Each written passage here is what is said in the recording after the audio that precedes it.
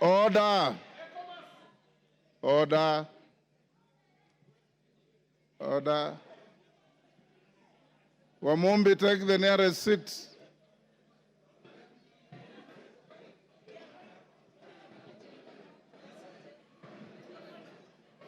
Order, honorable members. Order. Order. Honorable members, Article 152 of the Constitution, order. Article 152 of the Constitution provides that the provisions of Article 145 of the Constitution shall apply with the necessary modifications the removal from office by impeachment of the Deputy President. In particular, Article 145(1) of the Constitution provides that a member of the National Assembly supported by at least 1/3 of all the members may move a motion for impeachment of the President on the grounds of gross violation of a provision of the Constitution or any law where there are serious reasons for believing that the President has committed a crime under national or international law or for gross misconduct.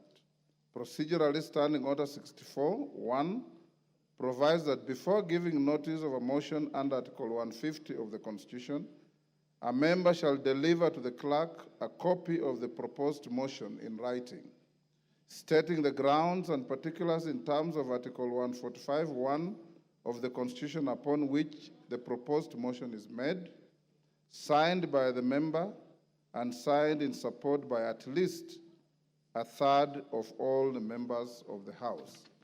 Further, honorable members, Standing Order 64(1)A lays out the criteria for admissibility of grounds for removal from state office. For clarity, Standing Order 64(1)A states, and I quote, "The grounds specified in a motion under this standing order shall be admissible if A, framed clearly to particularize and disclose a gross violation of the Constitution or other written law, where gross violation of the Constitution or other written law is indicated as a ground for the intended removal. B, stating with precision the provisions of the Constitution or other written law that are alleged to have been grossly violated, where gross violation of the Constitution or other written law is indicated as a ground for the intended removal. And C, accompanied by necessary evidence, including annexures or sworn testimonies in respect of the allegations. The foregoing procedural and legal requirements for the processing special motions are buttressed by precedents and jurisprudence in various speakers' rulings and court decisions. Honorable members, today, I refrain from restating the jurisprudence and focus on determining the admissibility of the notice of the proposed special motion filed by the member for Kibwezi West. In determining the admissibility of the special motion, I'm required to examine its form, threshold, framing of the grounds, and attachment of the necessary evidence. Standing Order 64(1) provides for the criteria for determining whether the proposed motion meets the requirements of the Constitution and the standing orders as to form and the threshold. On form, it should, A, be in writing, B, state the grounds and particulars in terms of Articles 151B of the Constitution upon which the proposed motion is made, and C, be signed by the member, and D, be signed in support by at least 1/3 of all the members of the Assembly. Having examined the notice of the special motion by the member for Kibwezi West, I find that the special motion meets the requirements relating to form and threshold set out in the Articles 145(1) and 151B of the Constitution and Standing Order 64(1). I have also satisfied myself that the number of members who have appended their signatures in support of the special motion exceed the minimum threshold of 117 members in this House. Honorable members, with regard to admissibility of the grounds set out in the special motion, I am guided by Standing Order 64(1)A, which provides that the grounds specified in a special motion shall be admissible if A, framed clearly to particularize and disclose a gross violation of the Constitution or other written law, where gross violation of the Constitution or other written law is indicated as a ground for the intended removal. B, stating with precision the provisions of the Constitution or other written law that are alleged to have been grossly violated, where gross violation of the Constitution or other written law is indicated as a ground for the intended removal. And C, accompanied by necessary evidence, including annexures or sworn testimonies in respect of the allegations. Honorable members, having examined the proposed special motion, I note that in keeping with the requirements of Article 151B of the Constitution and Standing Order 64(1)A, the member has stated 11 grounds for removal from office by impeachment of His Excellency the Deputy President.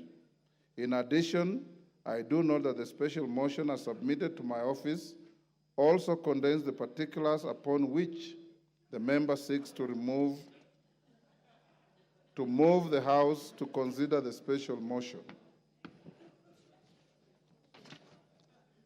Honorable members, with respect to evidence, the member has attached documents including annexures and a sworn affidavit to substantiate the grounds stated in the special motion.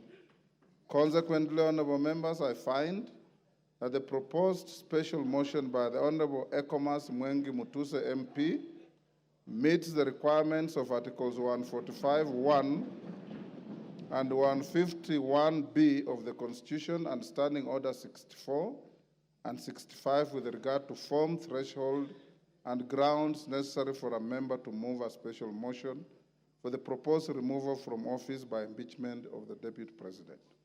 Honorable members, having determined that the special motion is admissible, let me now focus on the next steps of giving notice of the special motion to the House.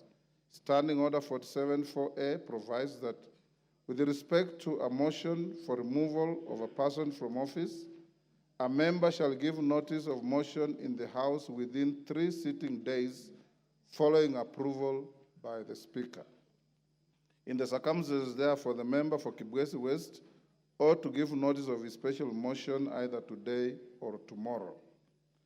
Given the nature of the timelines applicable to this special motion, I will, at order number 6, that is notices of motion, accord an opportunity to the member for Kibwezi West to give the notice of the special motion. Thereafter, I'll give further guidance to the House on the next steps to take. The House is accordingly guided. I thank you.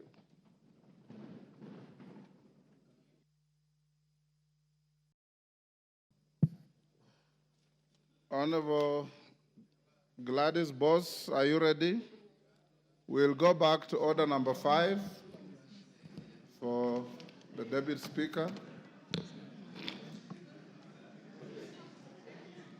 Honorable Speaker, I beg to lay the following paper on the table of the House today, Thursday, 26 September 2024.